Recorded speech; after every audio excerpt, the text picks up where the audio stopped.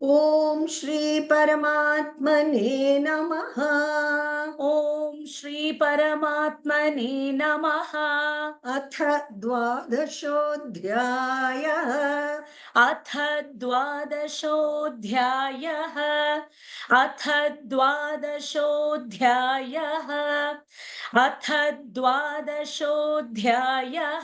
भक्तियोगः। भक्तियोगः। भक्तियोगः। भक्तियोगः।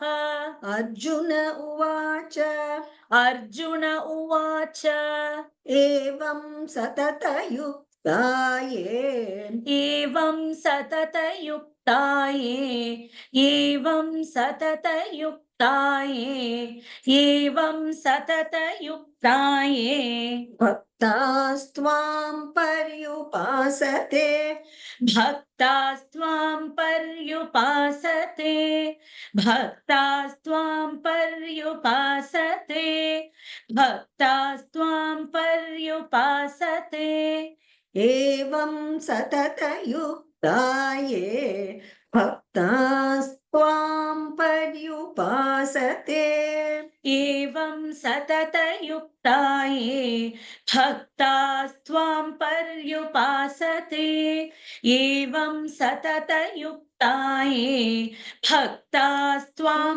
पर्युपासते एवं सततयुक्ताये भक्तास्त्वां पर्युपासते एवं सततयुक्ताये भक्तास्त्वां पर्युपासते एवं सततयुक्ताये भक्तास्त्वां पर्युपासते ये चाप्यक्षरमव्यक्तम् ये चाप्यक्षरमव्यक्तं ये चाप्यक्षरमव्यक्तं ये चाप्यक्षरमव्यक्तं तेषां के योगवित्तमाः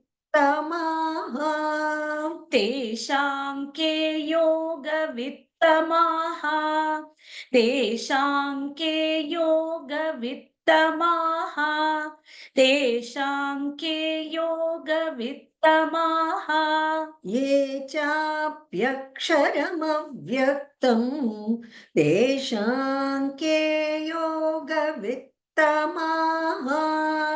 ये चाप्यक्षरमव्यक्तं तेषां के योगवित्तमाः ये चाप्यक्षरमव्यक्तं तेषां के योगवित्तमाः ये चाप्यक्षरमव्यक्तं तेषां के योगवित्तमाः ये चाप्यक्षरमव्यक्तं तेषां के योगवित्तमाः ये चाप्यक्षरमव्यक्तं तेषां के योगवित्तमाः एवं सततयुक्ता ये भक्तास्त्वां पर्युपासते ये चाप्यक्षरमव्यक्तं तेषां के योगवित्तमाः एवं सततयुक्ता ये भक्तास्त्वां पर्युपासते ये चाप्यक्षरमव्यक्तं तेषां के योगवित्तमाः